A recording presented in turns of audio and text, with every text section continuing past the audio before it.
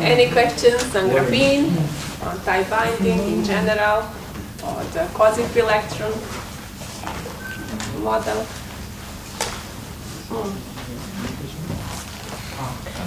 Yes, yes. How can we generate multiple bands?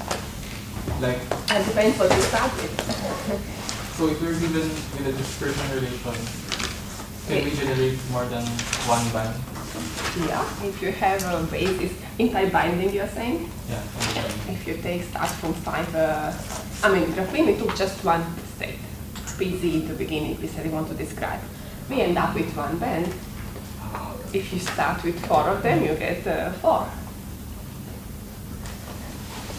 Anyway, let me ask you now, don't answer individually, try to communicate. It's a simple question. When can you apply tie binding? For the free electron or quasi-free, it was mentioned so many times, S electrons, so you all know that. But tie binding, we can discuss, it's okay. I just want to be sure that this kind of point is you learn a method which you don't know when you can apply. And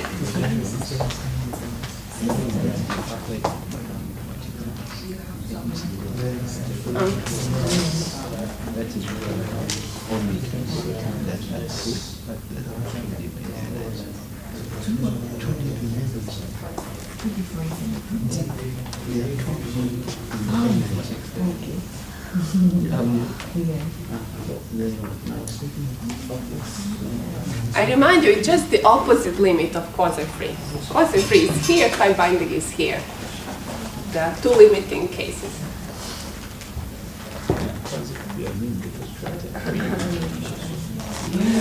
Well, if you find the answer in the book, it's not quite I'm the just same. trying to show you one picture.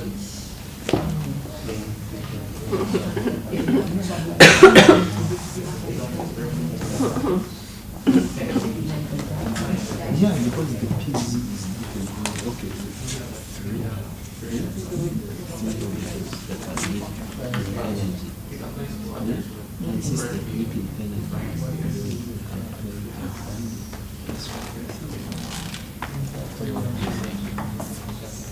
Did you reach any agreement or?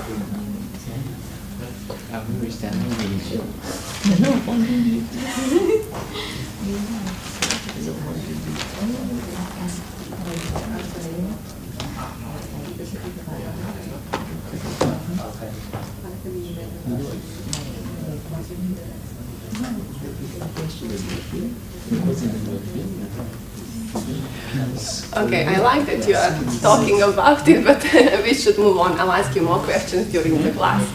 Any suggestions? What's your idea? The system is localized so that the This is the neighboring definition. wave function has very less overlapping. That's the, definition. But tell me concrete cases. Like which metals, if metals, will it be more metals or more insulators? Okay, to the like real gases. They're called the real gases. Gases? Like But gas is a gas. okay, I mean like okay, You mean inert crystalline? gases. Inert gases, but in crystalline structure. Yes. Okay, this is I think but it's very hard to get them in crystal structure, so it's not a very practical system. But I was told that apart from I think hydrogen, others can be crystallized. Yes, they can. You have to go to 50 Kelvin. 50 Kelvin.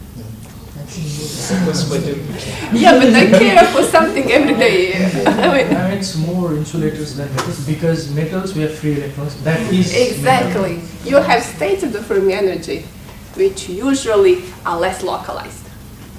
So if you look about the groups, metals or insulators, we first insulators. However, there are some metals which can be also described, but those not alkali, not S electrons metals, but more DNF. But the first thing you have in mind is insulator. For example, ionic crystals. Because ionic crystals they take charge, one is positive, one is negatively charged. If you have, let's say, some NaCl, fine. They will take charge to one atom. So the one with 2 plus, one is 2 minus. But the charge belongs to one atom, it's localized. So ionic crystals, semiconductors also, covalent bonds. This is what you imagine when you talk about tie binding. Some metals too, but it's not like posse-free.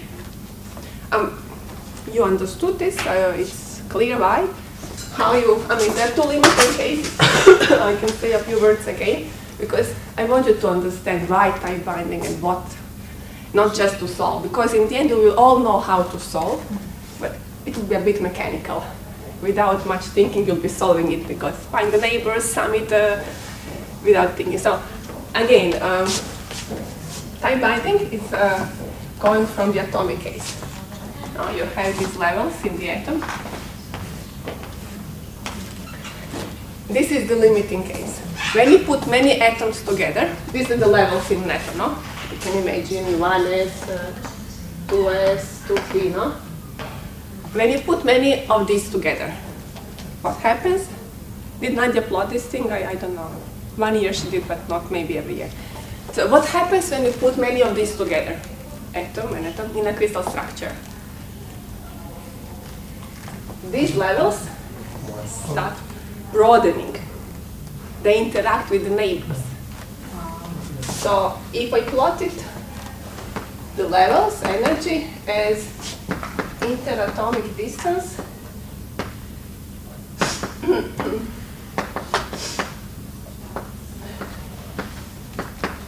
inverse. I will get these levels actually slowly widening.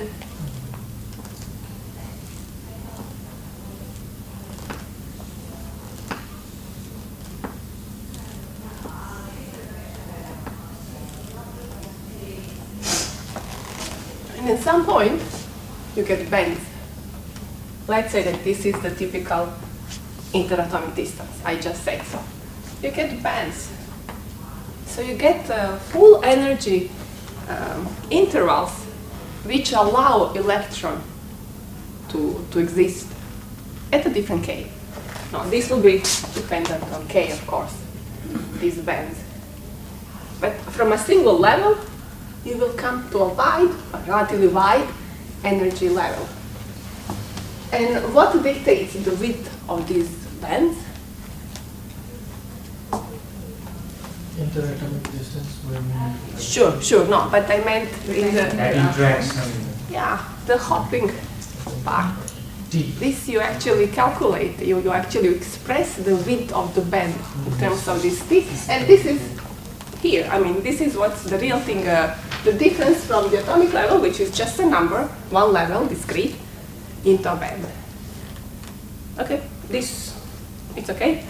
It's And is that plot interatomic inverse of interatomic yes. distance? So, when they are very far apart, you have atoms individual. As you bring them closer together, they overlap, they create a lattice, and they create also the bands like this. Let me just spend a few words more on the comparison of the quasi-free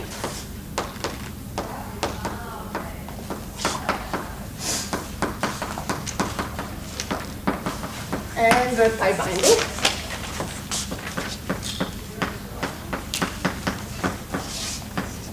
There are two approximations, but both can be seen in view of the perturbation theory. You start from something, you add the perturbation. So, how did I call it? What is the unperturbed state? I think I was calling it, let me remember. Yes, unperturbed state.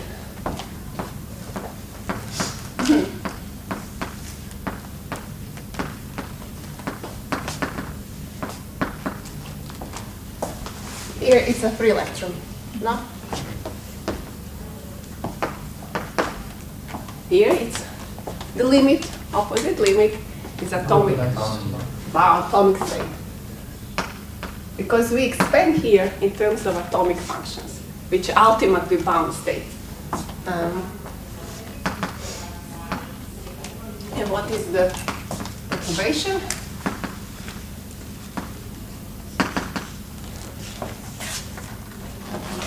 The potential that you can usually expand it like in terms of plane waves. Periodic potential. Periodic potential, sorry. Yes, yes. It's a weak periodic potential.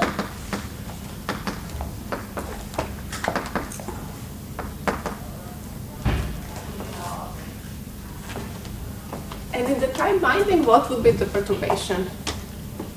Now we have the opposite limit. We have a strong interatomic potential, no? It's the opposite. Here it's like much, much weaker. The crystal picture. The crystal field. Yes. So actually it would be the difference of the atomic for all the R, how do I call it? R minus R.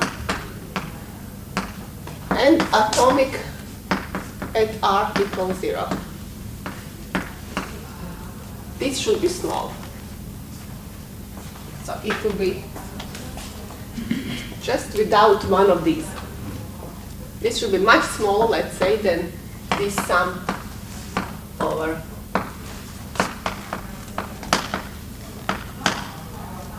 This is the condition.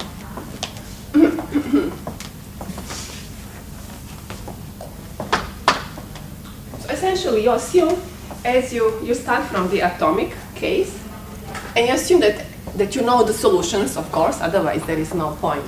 You know the basis, you know the atomic functions, the energies.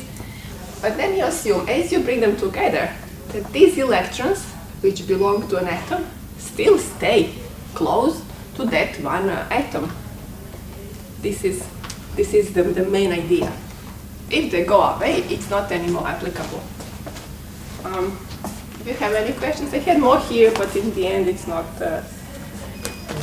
crucial. Yes. I have one question. While choosing the basis, Yes. we choose one or few orbitals. So just by looking at the problem, how do we decide how many orbitals? First, how many valence electrons you have? You cannot have less bases than that. Okay. But the more you have, the better you will. You will have solutions also for the empty states, if you include more orbitals, which is good. Also, more neighbors. I will show you maybe next time. If you have more neighbors, your accuracy goes up. But it's a heavier calculation. I mean, you need really to program more at that point. Okay. So, yes. So like, usually you need to know the Fermi level of material to know up to which is the filling, up to which You don't have it given ever. That's what you calculate. You have to know the band structure and how many electrons you have. And then you fill it. This is the idea. Last time in graphene, I didn't plot the full band structure. It was just gamma to K. And you couldn't see if there was no other, you had to believe me, if there was no other. So what we found was a band going like this. I said it's completely filled.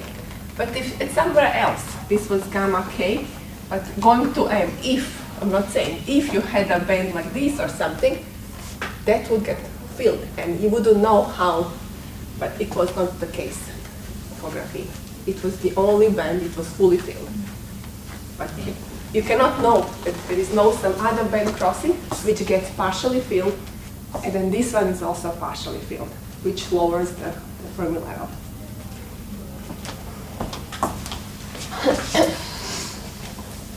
So, this lecture and the next two lectures we'll do something on the applications of band. If you have a comment, you can also say for all of us. I mean, no, I just wanted to ask if it's possible to apply the bounding approximation to every localized state of any material. If it's localized, it makes sense. I mean, for example, if you take sodium, I mean, you have one free electron, and maybe you just somehow ignore the one free electron and go a little bit down. No, that No. not. That I not. mean, because maybe Also, you don't care about the core state. One depends. Okay. no, I'm asking because perhaps you want to do something and maybe you want to cause some disturbance from within. And then maybe because, I mean, if you look into research, people are doing all kind of things with materials. Okay, let's say I cannot imagine now why would you do it. I cannot say never for no reason, but I cannot imagine a reason. But it's clear now why we want to describe valence states. It's clear. Oh.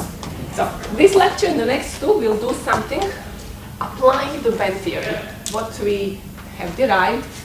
When I say band theory, what do I have in mind? Electron filling. Electron filling, yes. Finding which energy and which points in K space can contain a state, can have a state.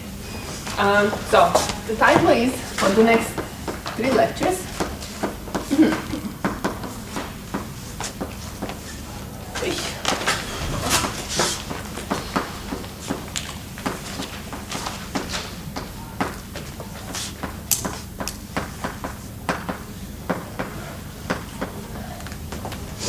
and today we'll start with transport, we'll continue next time, and then the 3rd lecture will be on optical properties.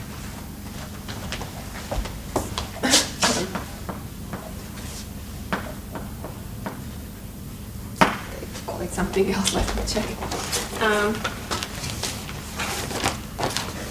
Transport properties, I call it.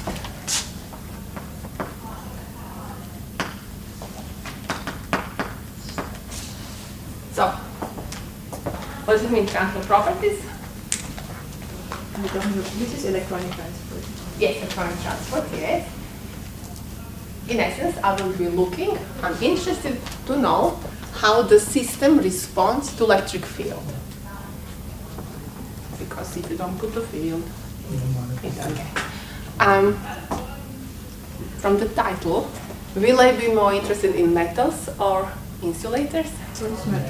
Yeah, I mean, you can define it for semiconductors, I mean, it exists, definitions, but we'll focus on the simplest case and the very weak fields. Otherwise, even this is Because we were just talking about metals and insulators. Yes. We can also, of course, we can also use multi-weak semiconductors. Sure. Doping comes into Of that. course, no. It will be in the 3rd lecture, we'll talk more about the band gaps and the optical properties in general. So, I don't know if you have ever heard about Drude model of electrons. It was something so simple, you know. Drude, it was in which year, let me remember, 1900, long time ago. He just described a metal having positive centers, fixed, and electrons flowing around and scattering, bouncing at each other, without any interaction between electrons. So everything we do in this class, this is the low level, I mean the simplest approximation, we don't consider interactions between electrons. They're present, and they cause many, many effects. You'll have a course next semester, Meribody, where you will have a flavor of that. So he imagined they just scatter off each other, and that's how the conductivity can take place.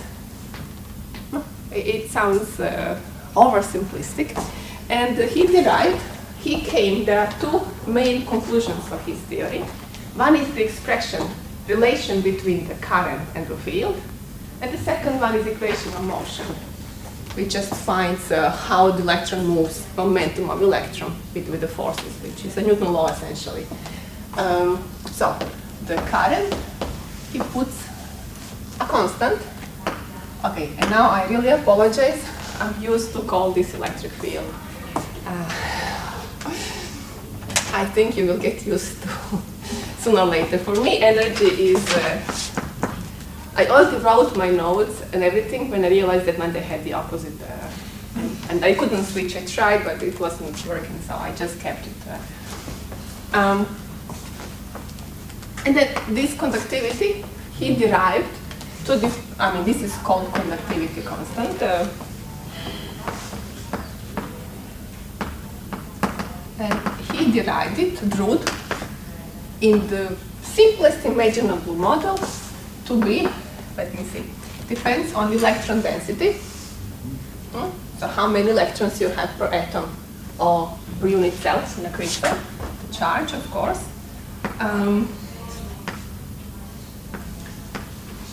This is the mean free time between the scattering, two scatterings in the atom, in the crystal, and the mass of electron.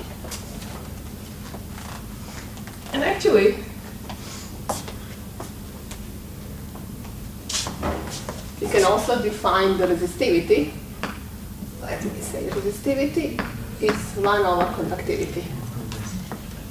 And actually, this is a huge thing in today's condensed matter. They don't do this, but they measure magnetoresistivity, how it changes the resistivity upon B fields. You put a strong field and actually magnetic field, not electric field anymore, how it changes. And so this is a very active, not these basics, but transfer properties are something very interesting. And actually, he was able to describe many things with the simplest possible model, except for the specific heat, which was wrong. And then Sommerfeld, I think 20 years later, I think they have a year, 1933, so 30 years later, he said that he actually can apply the Fermi-Dirac distribution. I'm not going to ask these things, I'm just trying to motivate you, if you don't write this as you like. He used the Drude model plus Fermi-Dirac distribution. So he just took into account that some states will be going into occupied, unoccupied states upon temperature, and you know how it looks like. And he was able to describe specific heat with that, which was a big thing. So this is essentially the free electron model entering here. What Sommerfeld was doing. So I think it's enough here. And it's the same conductivity in both of these theories. So even with something so simple you can start, and we'll do very simple thing. We will do the simplest possible. But let us try to express the velocity. Now we start from the velocity here. You can actually say that the current is, you know the definition, the change of a charge in time. And this is actually that. So, but I will sum it over all the k, over all the bands, and I will express current. So, the thing I have to find is the velocity with which electrons can move. Valence, the highest line. So, what is my velocity at a given k point in nth band? This is what I'm trying to find now. I'll start from the expectation value of the momentum. I can even put it again.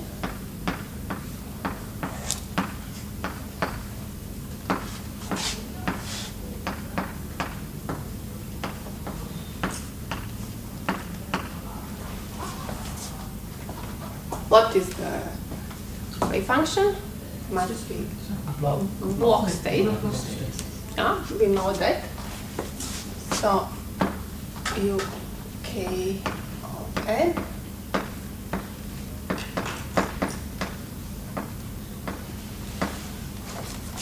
How can I write the momentum operator?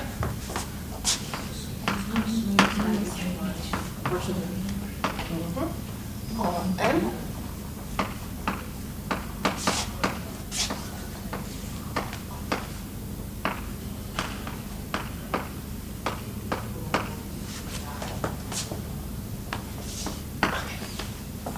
And now,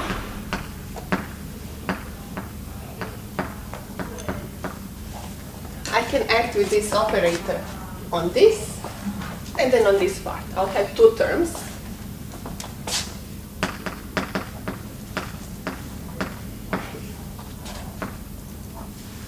And I can take it out.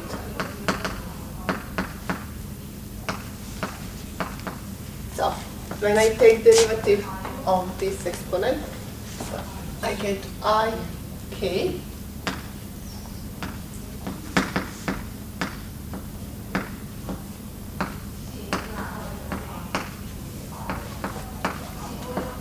And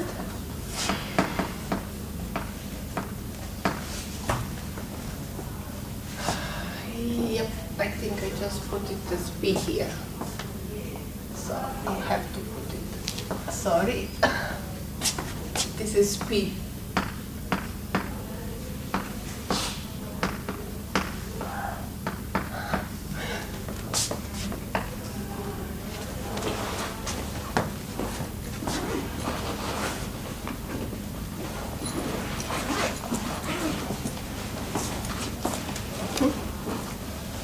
Check I didn't make any mistakes.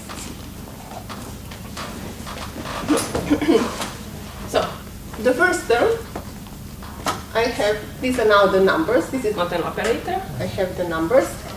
So, I will just get no, this is positive, H, K, all M. I'll check in my notes, I don't do something bad. And here, this and this multiply, give 1. And they get UK on M, P over M, UK on M. See? Okay. Now, if we had the plane wave only,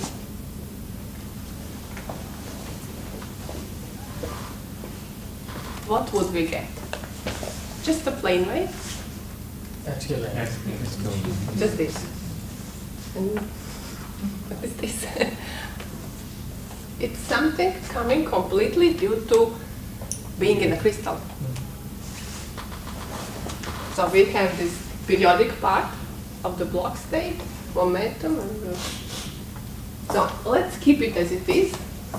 At the moment, it's not clear what we just got, but we know it is something of the plane wave plus some kind of correction.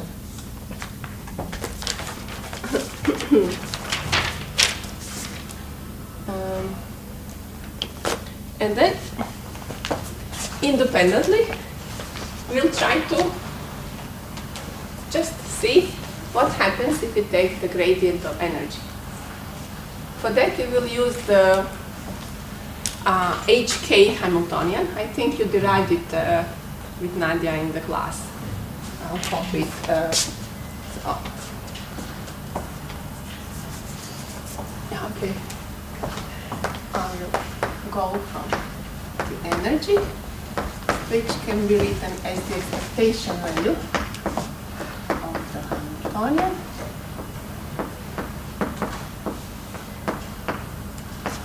And that one you wrote in the class.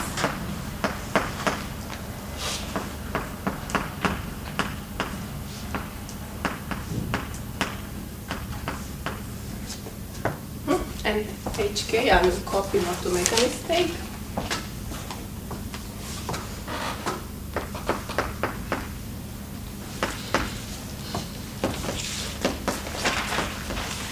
Oh, so far, I mean, you agree with this. You derive this, I'm just using it, I'm not deriving any of that. Okay. Plus, it's plus here, yes. 2ik minus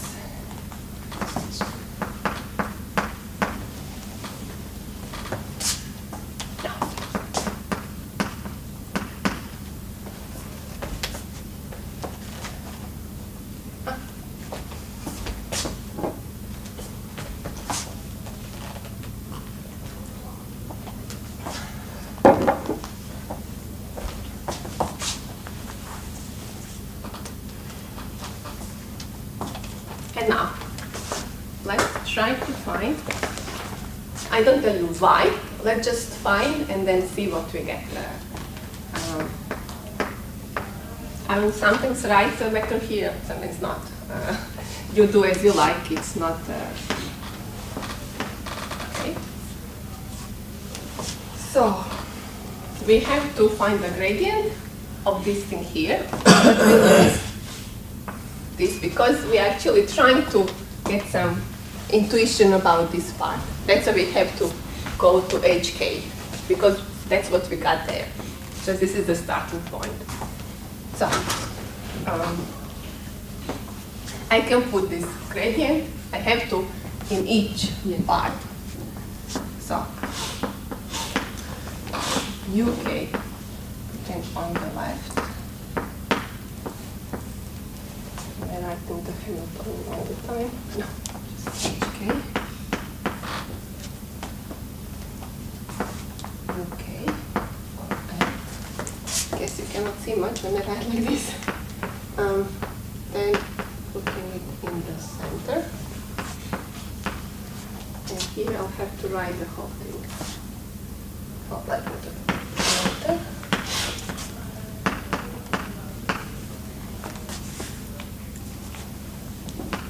And third part. Stop writing N.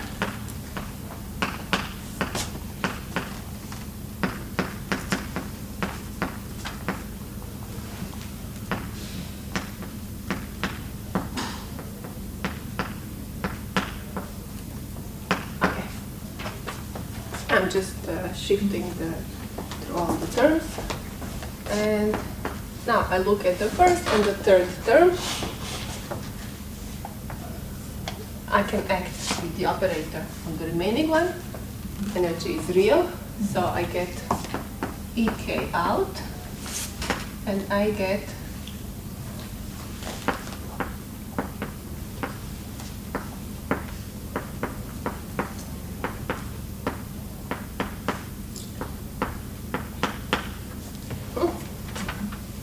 a constant. This is 0. I take derivative of a constant, gives 0. Okay. And then I expand this thing. Here we have a few terms. Here, K of n. This is what I'm trying. So here there is no k dependence, goes out. Here there is no k dependence, so I have just these two. 2I delta plus minus 2k.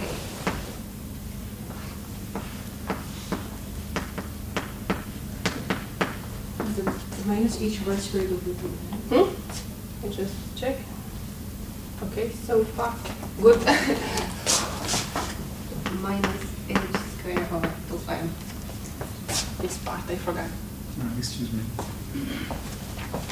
I thought that after HK acting on UK, we end up with EK UK, and the gradient operator is basically acting on the first UK, not on the product of both. On this one and on this one. And it's real, so there is no, the energy is real. There is no conjugate value coming out. I thought this one acts on this, we get this true. Yes, but also if it acts on the left, it's the same thing. Yeah, it's the same thing. So I can factor it out and write this way. Oh, okay.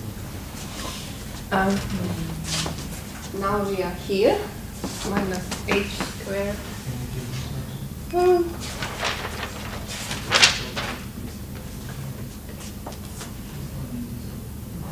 I won't write like this. I will call. Now this looks a bit like P, no? We'll take one h from here to get I h delta over m.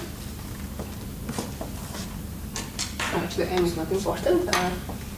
So I'll write here. I want a p term operator. So I have left minus is entering, H, we have H too many, and 2m, no, 1m, because 2 and 2 cancel. So HP over m. Huh? Here we have minus and minus,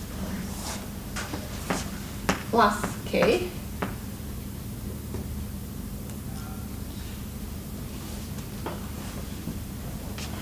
This will be H squared.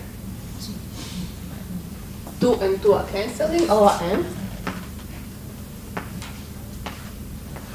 UK.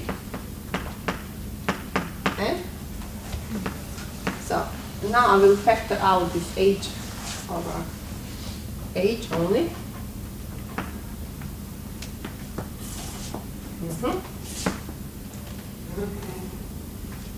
This one remains, it is an operator. So it's UK. Oh, I can write it another way, but fine. We will understand anyway. P over M. UK F. No operator. I just take HM. I get it as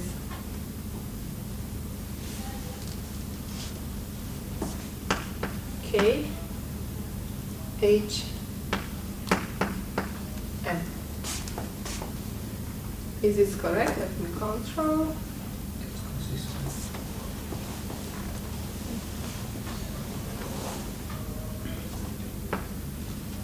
H squared. Okay. Do you agree?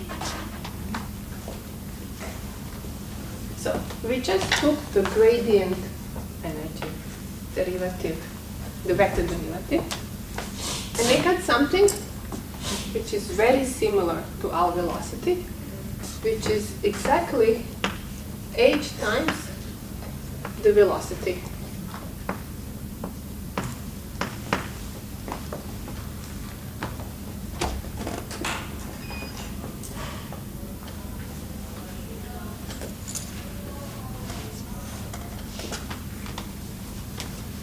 So, what does this mean? Okay. You have to take this gradient to get the velocity. How would you do it?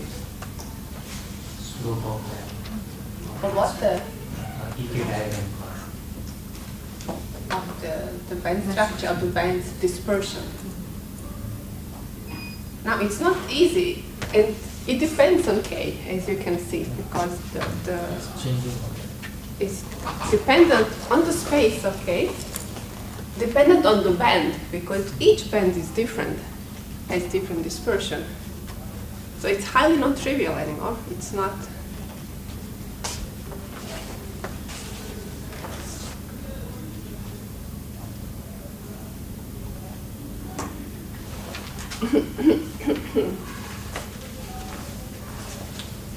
Now,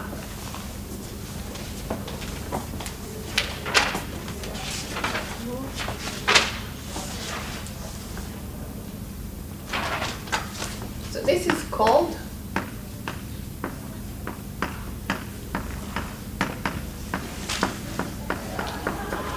clock velocity. It just indicates it is something in the periodic system, and this VK. And there are many interesting consequences coming out of here. You can just think of it.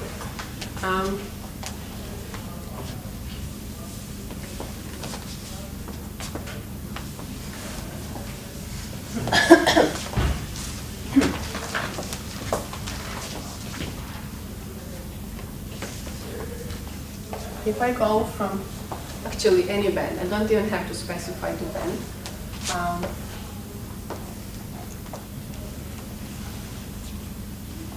If I have a single state, it has to have a slope 0 at the edges.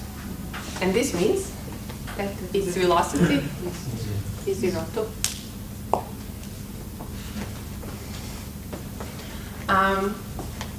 This is the energy and K. And here I draw velocity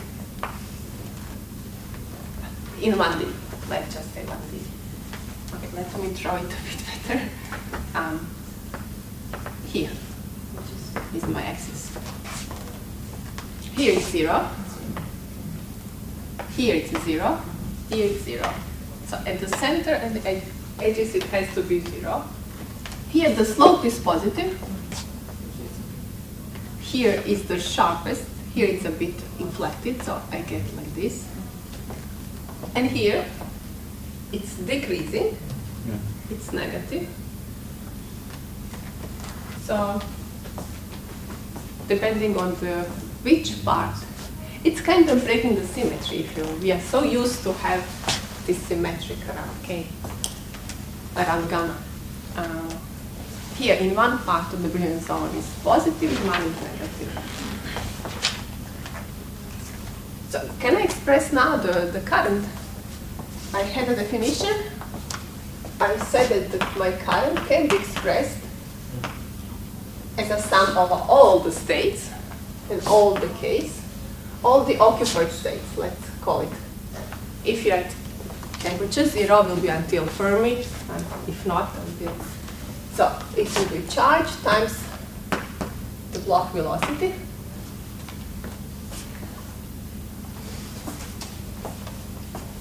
But regardless of my occupation, it has to be symmetric, no? Now I'm drawing 1D. It's true for any dimension, it's just easier to see it in 1D. My occupation will be symmetric around gamma, in this case. I mean, the bands are symmetric here. So I will have equally many plus and minus K. If I sum over the whole Brillouin zone, all occupied states, I will have equally many positive and negative velocities coming with the same charge. So,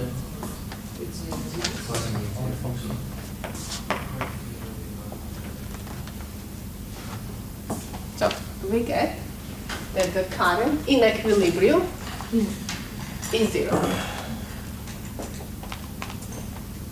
Now, think for a second and please discuss. I'm very happy when you discuss because maybe then it stays a bit longer. You have to work less at home and is this something we expect? Is it yes, like equal number, like it's random, so equal number this side, equal number this side, so it has to be, statistically has to be 0. Okay, I'm not asking for the mathematical part. That we came to it, yeah, it has to be. That we show it, there is no other way. But is it surprising that we get this current 0? It's a metal? Is it Like it's not, we haven't put any electric field, so it has to be 0. It's an fine, good, good. You reached the right conclusion. There is no current in equilibrium. You take a piece of iron, copper, there is no current on its own. Normally put some voltage difference to induce current. Okay.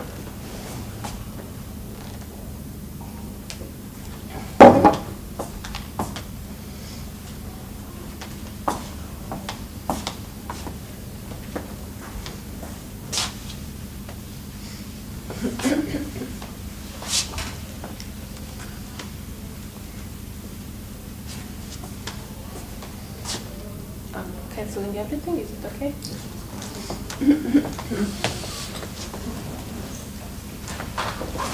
Okay, then we say, let's put a field. But can I put a very strong field? Electric field? I will put a limit that I put a weak field, electric field. Because if I go to very strong field, I get many effects I'm not looking forward to. I can change the band structure. I mean, if I go to really strong fields, I can remove electrons from the atoms. So, very weak field.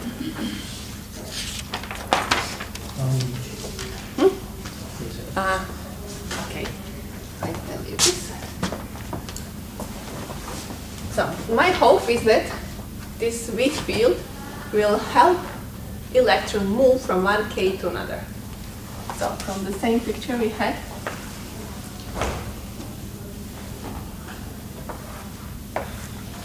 I'm hoping that when I field should be this way or that way, depending, that I will move from K to K plus theta plus the K and the K plus delta K. And I will have transition from one to another. For that, normally we would use time-dependent perturbation theory, which I will not derive. I don't think you reached the quantum mechanics that far yet in the class, no? But you will. If you haven't had this in quantum mechanics, you can check some book. I'm not using it heavily, it's just a part in derivation. So, yeah, I'm actually assuming that the time of measurement of this change is much, much longer. Excuse me. Yes. Is the, like, you are showing that the electron has to shift from one point to another. One state to a different state. This is a very small distance, but I cannot show a very small distance with the chalk. Okay, fine, but I'm wondering whether the electrons have to move strictly in that path of the band. No, depends on the field. You have Brillouin zone. This is now 1D, but imagine in 1D it has to. It's obvious, no? In 1D, it just have that as the space. In Brillouin zone, let's say in square, it depends where you apply the field, in which direction. Okay. But here I'm drawing for 1D, not to complicate. I mean more. Are there possibilities like to go up and it's no So, longer okay. a band? Let's say in 2D you will have some dispersion, like this shown. It's not, the shape. It's not parabola completely until the edges, no? Okay.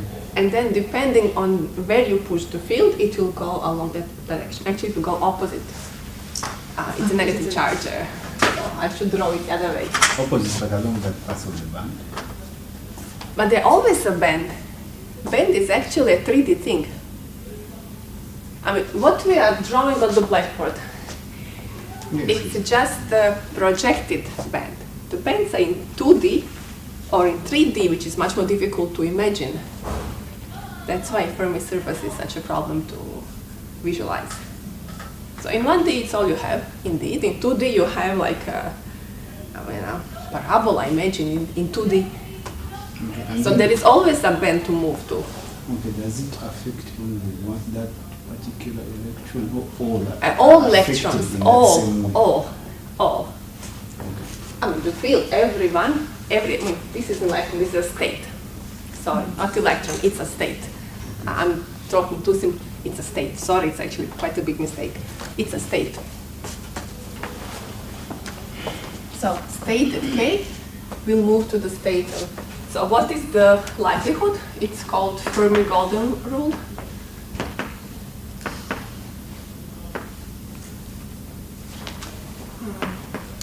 From initial to final state, probability is equal to 2 pi over h, final state, perturbation Hamiltonian, initial, and then times the density of the final state, no? Yes. I'm not deriving it, I'm just using it. So the time of measurement, I was saying, has to be much longer. For this to be applicable, the change has to be small. The field has to be, the omega dependence of the field has to be very small, almost zero.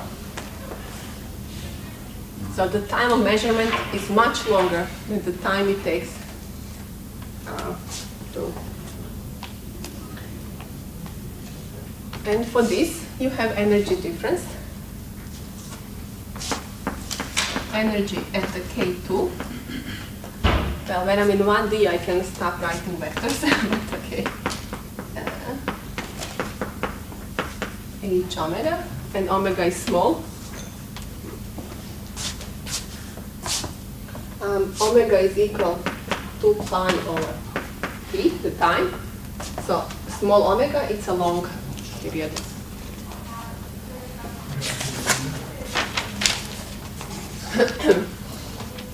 So I really want to know the rate of these jumps, how the states are changing, the rate, I mean, in time. What is the rate of jumps?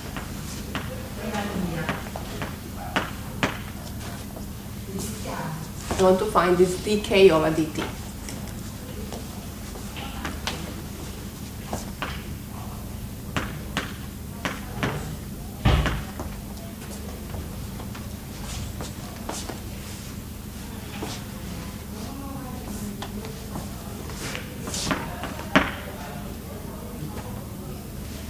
So the simplest thing, I will go from the energy, which depends on k, and find its time derivative. I start with what I know, but then I can also, in 1D, now I'm in 1D, let's say,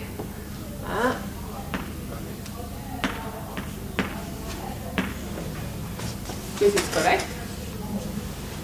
So I have this, now the famous derivative in k, and I will write it as h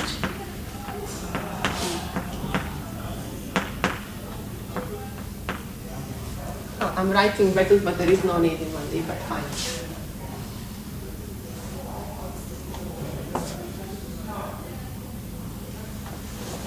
Now, I'm going to use something a bit dirty.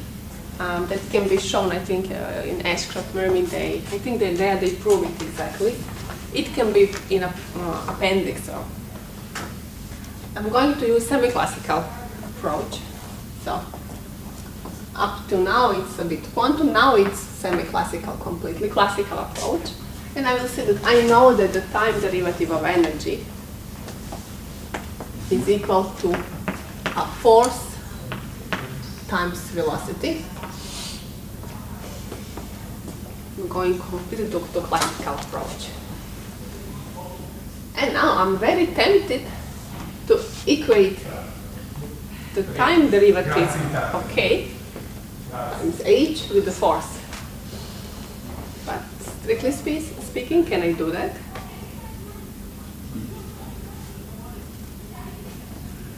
No?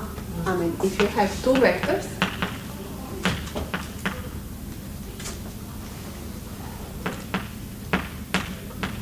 it does not mean that A is equal C, but there is always a constant which can be perpendicular to B, which will give 0 here. However, I'm not going to derive it, I'm just telling you it can be shown. It's in the appendix of Ashcroft, I think. It's not always. I mean, It can be. If the length of the vectors are equal, then A should be equal to B. No, but I can have a part which is perpendicular to B. It gives 0. So it won't come in the product, but the vector will not be just this. We'll have also a part which gives 0 in the product.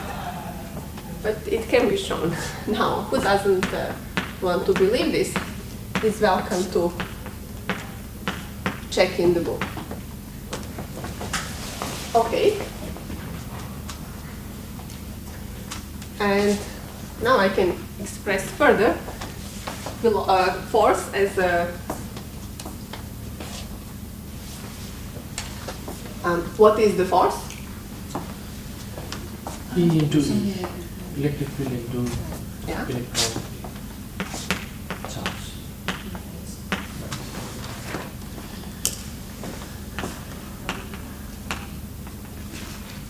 Let's go slowly.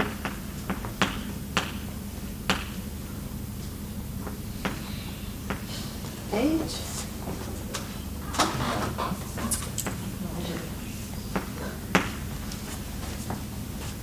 And then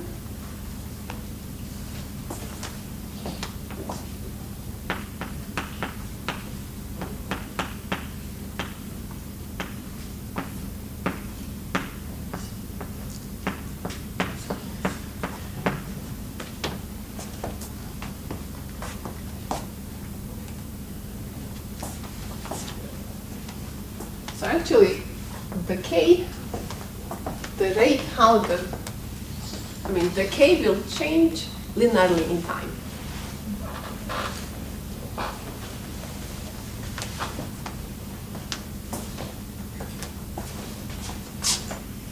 So it will be energy will depend on this.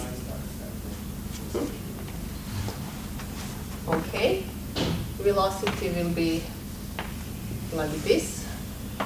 Energy, velocity, okay. And then K on time will be something.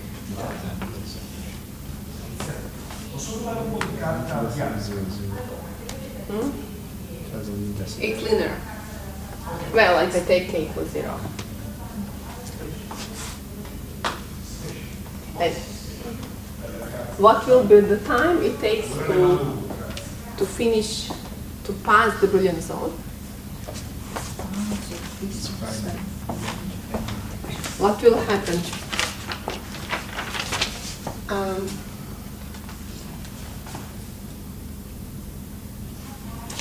Yeah, I didn't even hear something. Delta equals to pi by UK.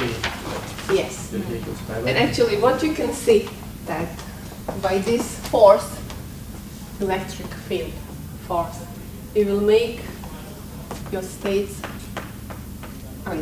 move in the brilliant zone. In time, it will, one state coming from here will make the full period and pass through all the states possible, well, in that direction. So the period would be typical dimension, let's say in 1D, 2 pi A, as Nishan said. This is tau, H, and tau is equal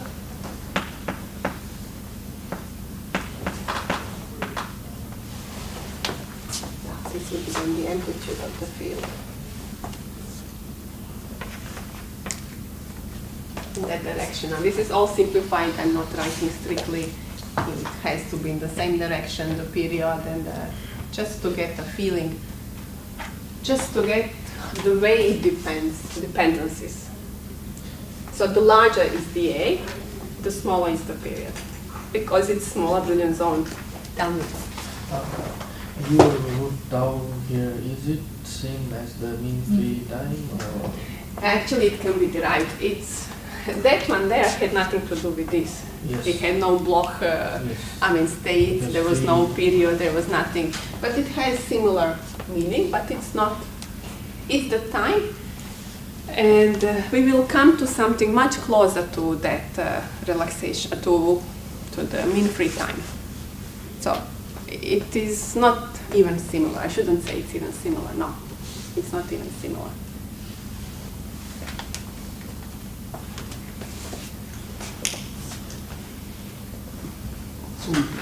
So, you will say something there that is larger than. Just trivial thing. If you have larger A in the primitive space, larger lattice constant, your brilliant zone is smaller, and the period is smaller. It's quicker to pass. Also with the field, the strength of field. So the fact that the states should move upon the electric field, so you'll have electrons moving and covering whole brilliant zone in a given direction, has been predicted many years ago, after Bloch actually gave this idea of the Bloch states. And it's something called Bloch oscillations.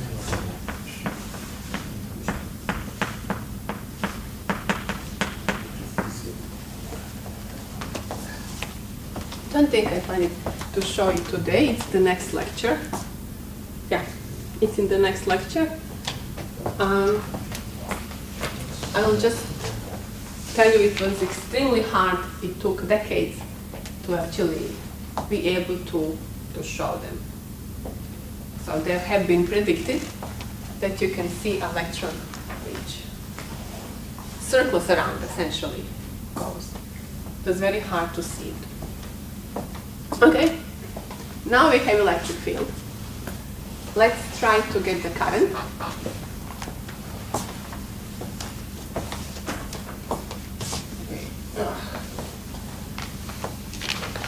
I will express the average velocity of electron. Yeah, I should give you homework, please don't. Do you have a lecture afterwards at 11? You have today. So let's find the average velocity of electron. It can be done in time, in the period. In 1t, there is no need t, or I can do it as an average in the brilliant zone, either way, over the period or in the brilliant zone. It's whatever it's easier to write, no?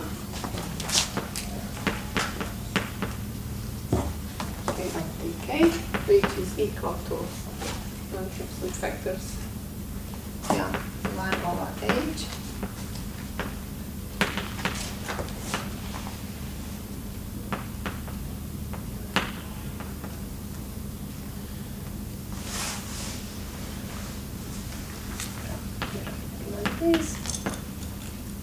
Sorry, today I'm not very consistent with writing vectors or not, and with in 1D you don't have to write them. So what do we have here? I express integral of velocity over the whole brilliant zone, the edges, and replace the expression for the block velocity, 1/h gradient of energy. Now integral and the gradient cancel each other, and I get the energy at one edge minus the energy minus of the other edge, divided by a constant. How much is that? At one edge, at the other edge,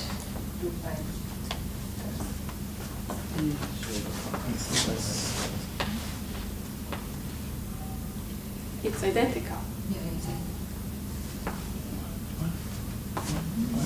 Okay, actually we move this way.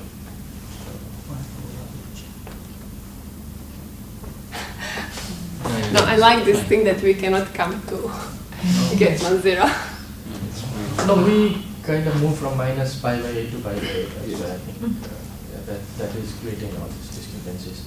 Like in 1 brilliant zone, we move from minus pi by 8 to pi by 8. Sure, but I can go, yes, I can go Yeah, from... it is, yes. Yeah, You can- sorry. I mean, I take it for granted. I can go from 2 pi over 8.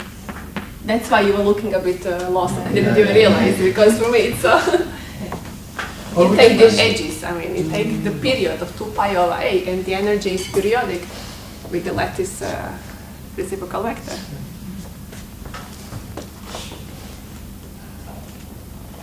Now please think of it together. It's better if you think together. We said, okay, when we put the field, we'll be fine. We'll get the current, no? Because you know when you put the field in copper, you put the voltage difference, you get the current.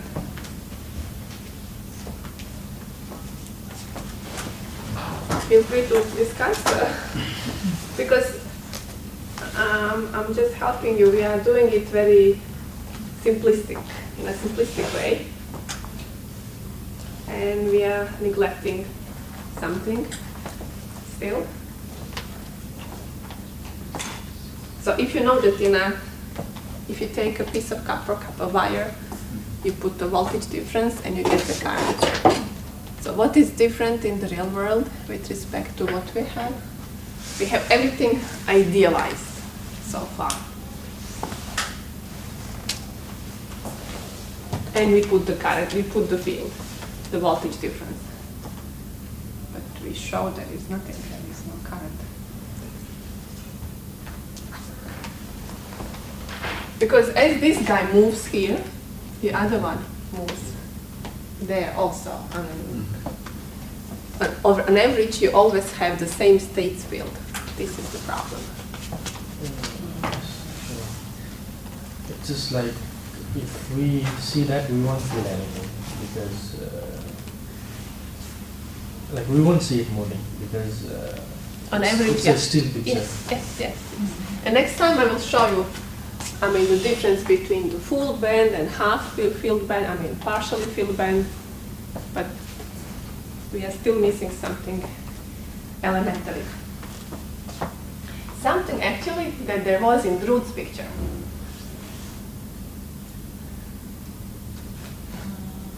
Put a bit. And what you asked about tau is related. Interaction between. You need, in real life, electrons will scatter.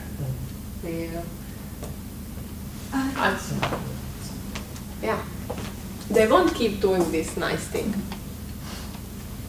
You need something to scatter them, to break this kind of symmetry. Because you're always in a perfect situation. Average is always 0. Unless you have something which takes you away there, that doesn't make you reach this wonderful situation. We won't talk so much about scattering, well, also that part between electrons, but normally each metal has defects. You have all kinds of stuff inside. You ask experimentalists to make a perfect crystal possible. They can do the best possible technique today. You always have some. They can decrease the number of defects. So, what are the defects? Do you know any defects in what it can be? Defects. I heard of short key as well. Cannot hear. I heard of short key. I think short key defects. Just tell me in words without names. What? Yeah, what it can be, defects. When I say defects in a crystal lattice. There could be some atoms that are missing. Impurities? Yeah, you don't have one lattice site is unoccupied. There should be an atom, but there is no atom. And you lose these periodic properties locally. Or you have add atoms. You have one too many, which is not in a lattice site, which is just there. That was a typical one. Then different charge states. But that's already. And then they also can interact between each other. And this is a huge thing. So we will just, like next lecture, we'll just talk about the scattering. But I won't go much into the physics of the scattering. We'll just make them compete. The scattering and the time it takes to complete one period. So this is what you're asking. I'm done for today, I think, yes. Any questions? The band theory, the application of the band theory, I don't understand. Is it like from what we have done previously that we are now trying to apply to specific materials? Or? This is just the importance, let's say. The importance of knowing the band structure and its consequences on transport, on some optical properties. Basic things, really basic things we are doing. So for the applications, what we are going to discuss are the materials, perfect crystals, or...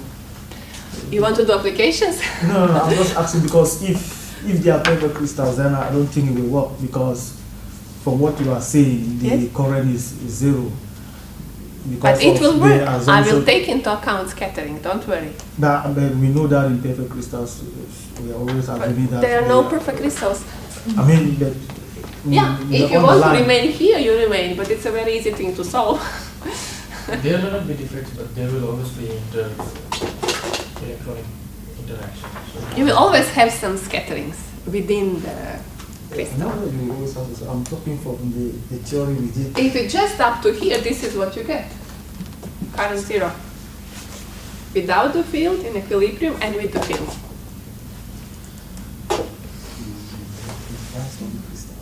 It's easy, no?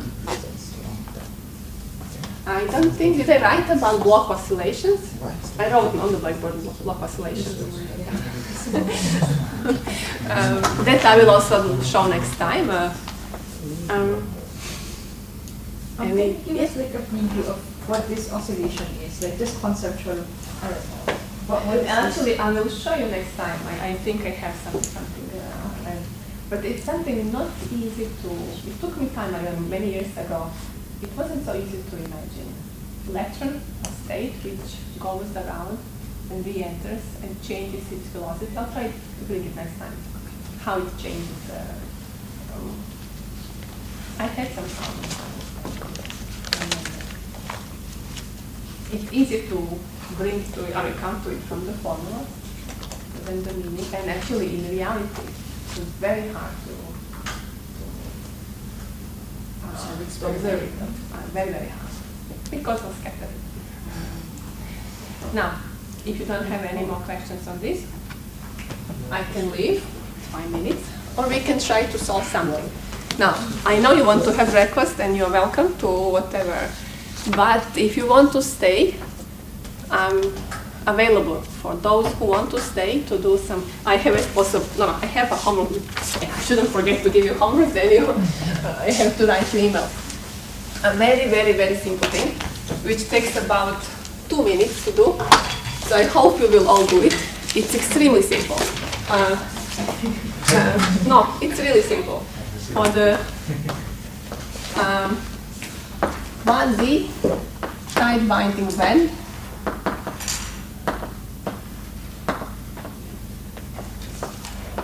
I'll give you one more, but that's a problem.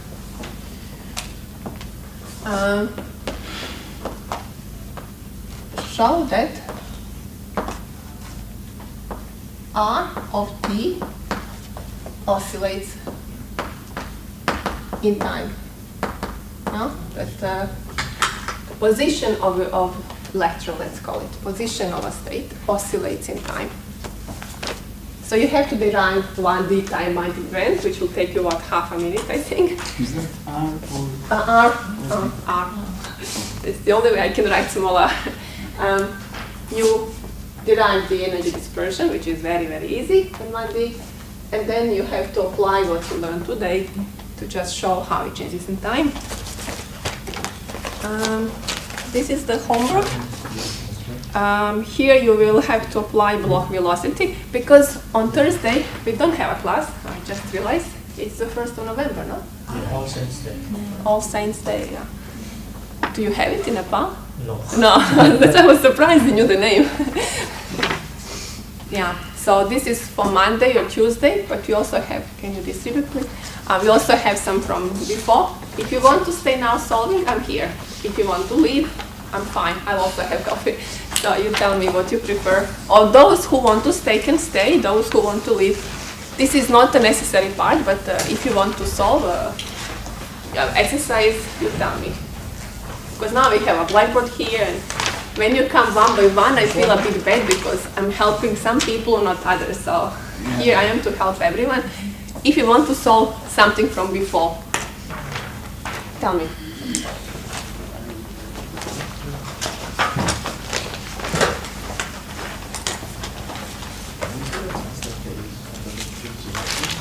This one here, no? Which Trying to like Yes, yes.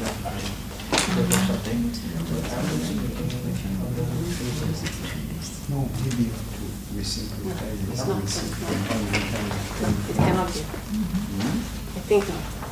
I can check carefully, but I think not. That would assume it would be blackness. Yes, I did that. But how can it be blackness? Like, How can it be blackness from what you have? How can this be?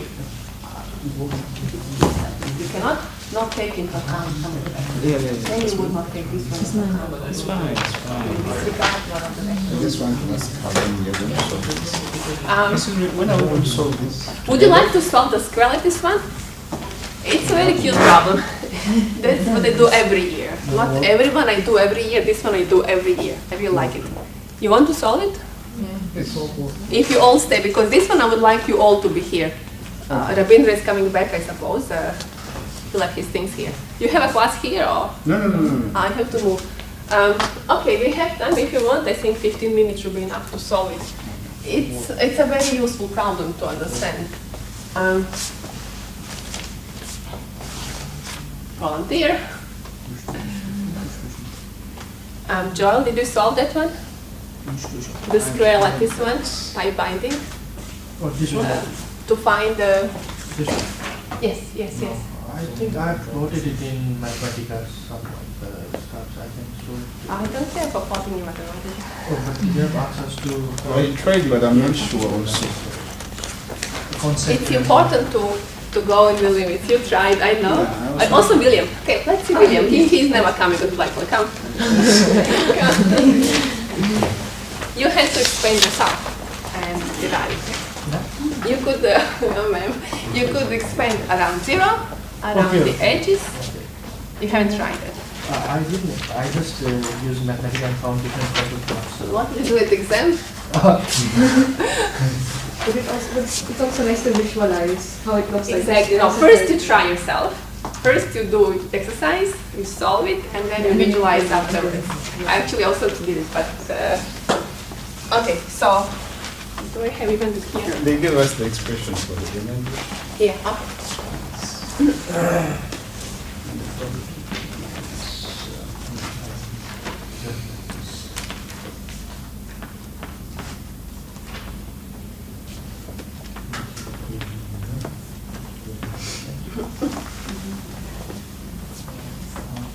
Now and they're telling us it's two-dimensional. Plot a few constant lines on the kx, ky plane.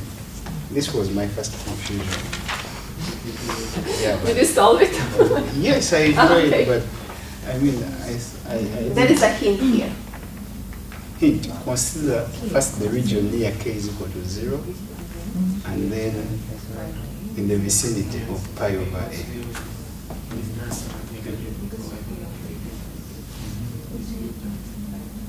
Okay, you were really right, Nika. I didn't write it well. Yeah. So I think I had 2 different printouts, and I gave you one printout which was not. Sorry. This is gamma. This is x. This is w. So it wasn't meant pi away. It was meant this point. Sorry, it's not written well indeed. So let's. It's a great scroll lattice now.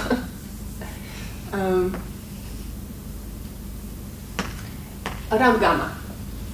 Yeah, around. So just in the vicinity of gamma, kx is small. And we'll expand the cosine for small x. For Yes, small. yes. Okay, so how do you expand cosine for small x? Small kx? The small kx, this one's like 1, and this one's also 1. No, you use expansion. Oh, you want okay, the exponent thing? Okay. No. Expansion cosine of epsilon is 1 minus epsilon squared over 2. That's epsilon cube 4 power over 4, I think. We'll stop here. Yes, I usually do it from the exponentials, then I try to. This you remember, no? A sine x is x.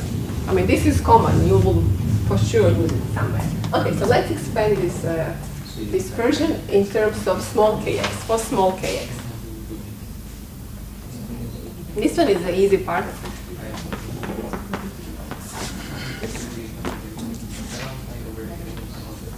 Have you done it? Has anyone done it? Rabindra, you've done it? Just plotting it, that sounds Cheating. JC, have you tried? Only for k equal to 0. Okay, that one is easier a bit, but I made a mistake. I wrote pi over a. I realized, I thought that you misunderstood, but actually the question it was wrong. I'm sorry. We have to be given like both the values for kx and ky. So. No, the hint was to expand around gamma and around w. Okay. Pi over a, pi over a. So here it's not easy to expand around this one. So yeah, I'm sorry. I used all the. I think I told previous years if I use the same paper, same. So Fine, so write the expansion, I mean the energy.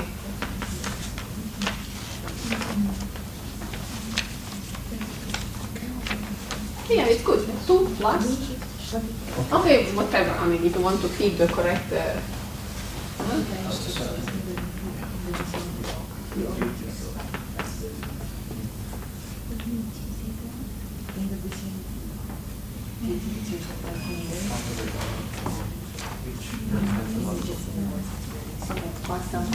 Yeah. Okay, good. Good, fine. And this is equation of a circle, no? Yes. Which means it's around gamma. Around gamma. For smaller k, we have the iso energy values, iso lines, circles. Good. The next step was to expand around W point, which is pi over A, pi over A.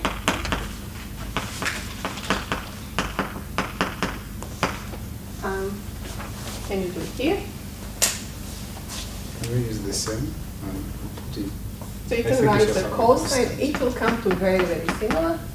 Pi over A minus kx. Now you expand this. Well, not expand it, first for small kx. Here again for small kx. Because we are close to this point, no? To this point. You can just write first in terms of cosines and sines, you know? Okay, this is going to be cos Fine, yes. pi. No, cos Yeah, fine. cos pi, then another Cos cos k x. x, then plus. No, minus. Minus sine. If there's a minus here, No, it's a plus. Is it plus? Yeah, it's the opposite. same. Well, anyway, it's not important. It's 0, but. Yeah. Then I expand this. And this is 0. Yeah, this is 0. Then this is a negative 1. Yes. So you get negative Because cos kx. You get the negative of that one there. Yeah. This is basically the negative of 1 minus kx squared out. So the same thing will happen for the y. Yeah, so now you're going, yeah, okay, you don't have to write it. You can just write Formula for the from the full thing. It will be starting from this point now, from the edges, from the corners. You will have a sphere around the corners, a sphere, circle around the corner. So essentially it will be like this.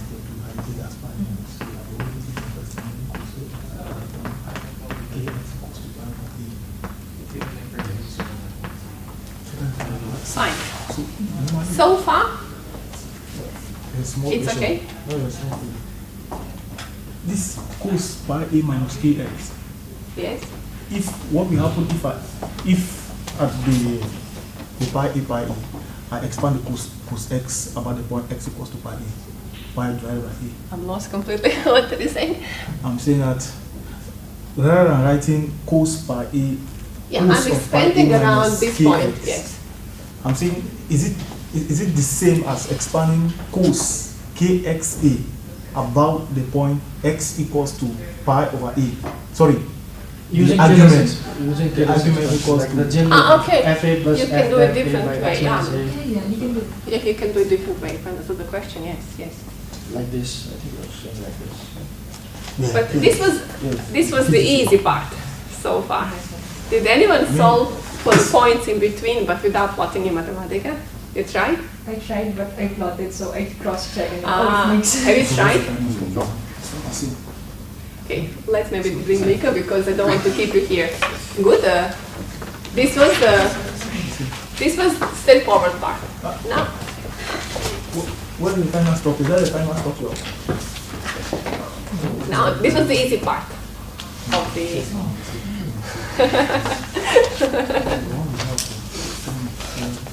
Okay, so what I got was it's Okay, but how did you come to that? I made an expansion. Ooh, Is it mathematical. wrong? No, I don't even know. I spent half of the day, I spent long time trying to find when this is constant. And actually it's very easy if you realize something, because the whole thing is you find lines of constant energy.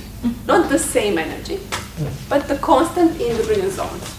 Like this, on this line, the meaning is that on this line, all points have the same energy. And it was easier on here and here. It's not trivial around. So you can go mathematically and find when this sum is constant. It's not difficult at all, but it took me time. I admit it took me time. And then I saw it, and then it's easy. Or you can just plot. I thought that's what you did. Plot around from gamma to x. You plot from gamma to y, from gamma to w. And then you look for the same value. Hopefully, some point here has the same value here and value here. And then hopefully you catch some rule. That's hopeful, wishful thinking, but actually it works. The mathematical way is to find constant here. And that's perfect, it works. But I admit, you either see it in 2 minutes, or you can spend 1 hour trying to see it and hopefully see it, or you don't see it. But it's not difficult actually, it's just how confident you are with cosines. But now let's plot. Now everybody escaped. Nobody wants to remain. Well, one of you should say, I thought you hate it, but okay, one of you can derive this thing, it's easy. Whoever wants, okay, you can come. One of you should, somebody should. So let's plot then from gamma to x, this dispersion, separately. Okay. Just to get how it changes. So, energy of gamma to x. I will plot it. Okay. If you want. Okay. So gamma to x. This is one way. Okay. I'm not saying your way is wrong. I'm just trying to bring it to a simpler way of solving it. So also later I thought of a simpler way for this cosines yesterday. I'll mention. It's not the most direct way. It's easier with the vectors. But okay.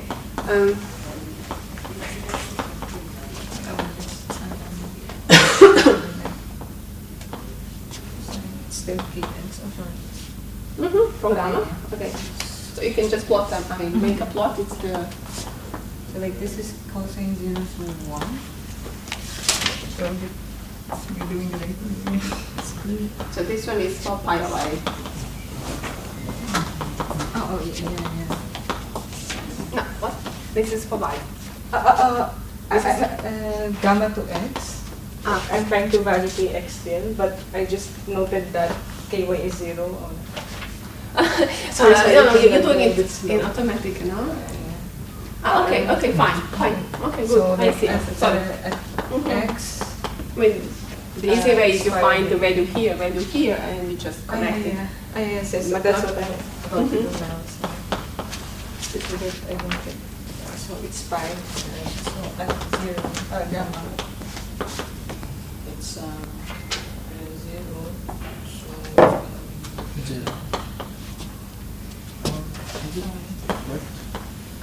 I think it's Right? J. Sorry, it's 0. I'm looking here, sorry. It's 0. Sorry. But isn't this negative? This one? Let me just say. This is x.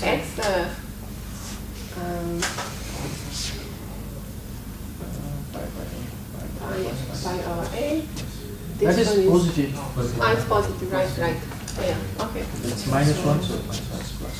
It's -1, so so this is gamma. This is x. So wait, so it's in general Gamma? cosine or something like It's a cosine, yeah. No. It's fine. It's fine.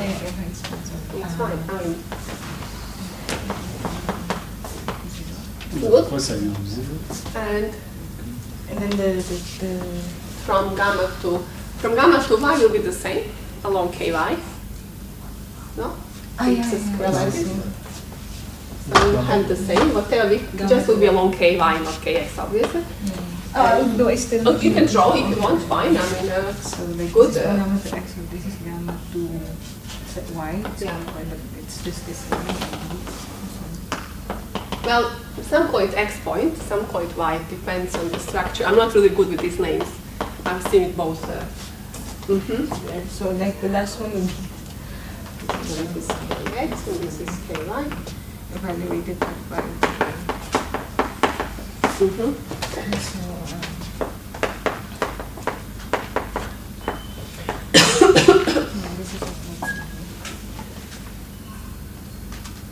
so it's negative minus 1. Sorry if I'm doing it explicit. No, it's just fine. so It's that fine. I- You don't want to make a mistake, so. So then, And gamma is always the same. yeah, it's still the same.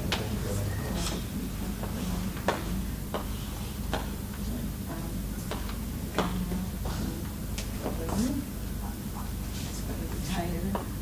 Or this one. Still.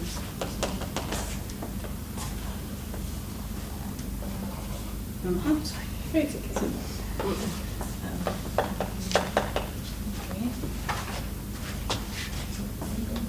Okay. So along this direction, we go energy goes from 0 to 2E0. Here from 0 to 2E0. Here from 0 to 4E0.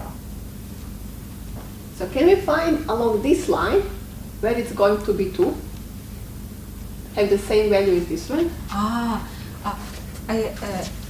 Probably somewhere in the middle.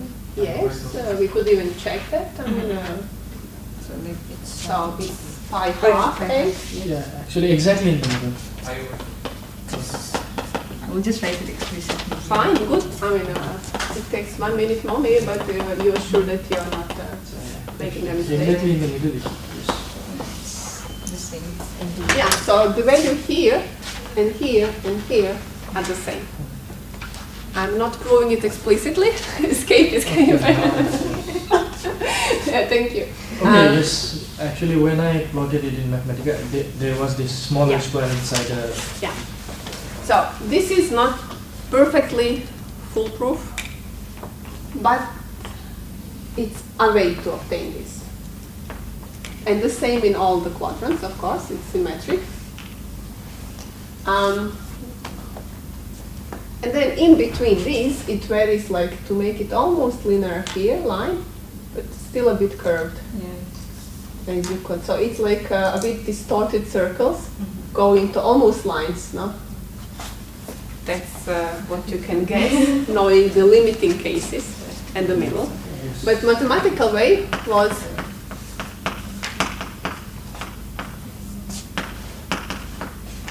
constant, and that is for kx because, is this correct? No, I don't remember even.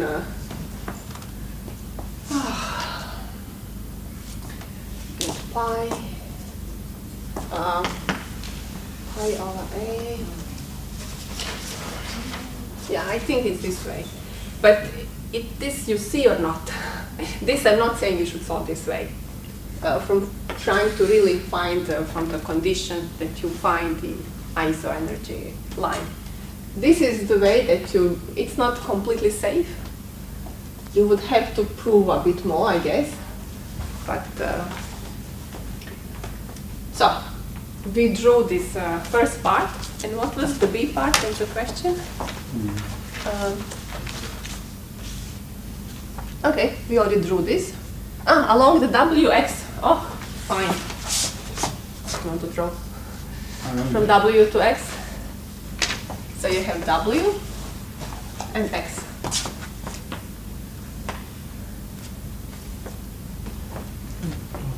So you draw along this line.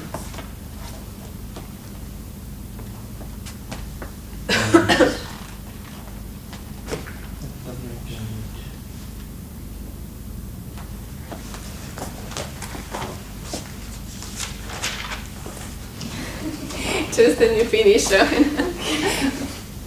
You guys are just feeling tired, not in the mood. This is not difficult, I hope, no? It's just that, no? It's not that... Along WX, so here, actually kx is just equal to 5 over a. Now we're changing K by only.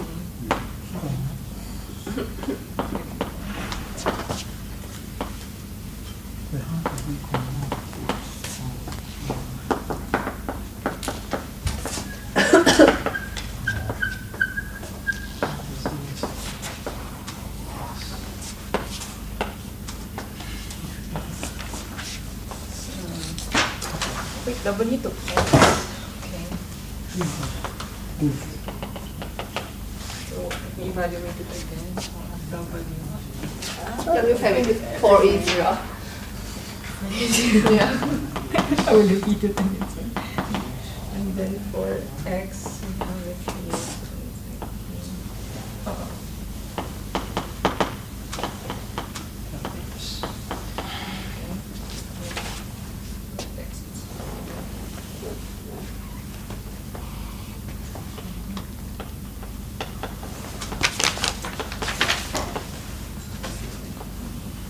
It's a cosine, so looks like that.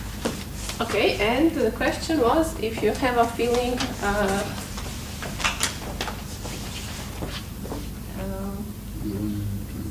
okay, if you have one electron in this brilliant zone, now we have only one band, so this is a bit silly as a question, but if you have one electron, what will be the Fermi surface? That's the question, no?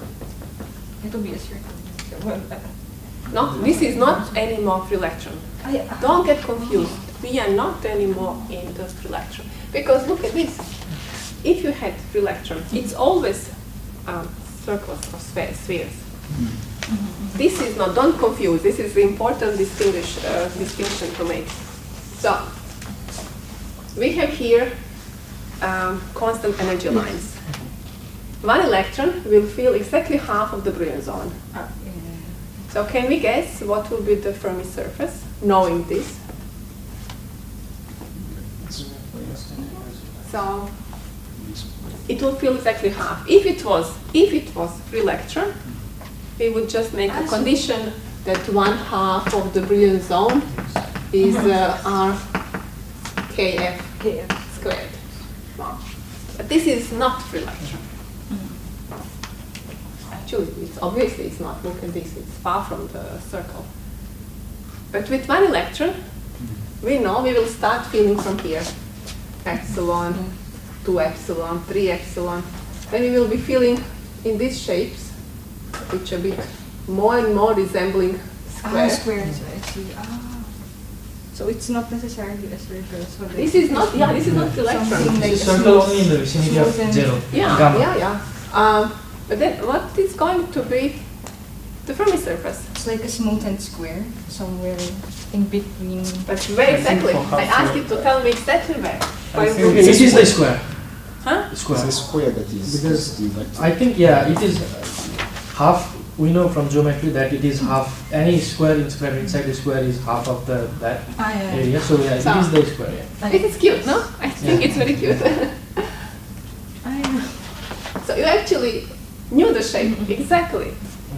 It has to be exactly half of the brilliant zone, and by luck, it had this kind of shape that you could see what it is. And what else was the question? Now we have 2 electrons per side. Now, is it a metal or an insulator? When you are here, this band is filled up to here. It's half filled. It's trivially metal, no? Also, when you have an odd number. When you have 2 electrons, so you will continue filling. You will continue filling. You have only one band. So it's a bit silly question. If you have one band and 2 electrons, it has to be filled because there is nothing else. So it has to be insulator, but I think this question doesn't make sense. I shouldn't be copying it anymore. I took it from a book, so. That's why like we were kind of confused. Like we are not given any other like Exactly, index, no. so there is only one band that we get. Exactly. So when you feel it, it's well. What does it mean? There is no other way of Exactly. jumping to any Yes, other. yes. But I think it's useful to understand and to, because you're so used to free electron, Those are the easy ones to solve. But just to understand, actually, it's an exception to have something in a 3-electron model which is well described. This is more realistic, and this is the tie binding band, as you realize. Okay. Excuse me. I'm done. Uh, Turn it off.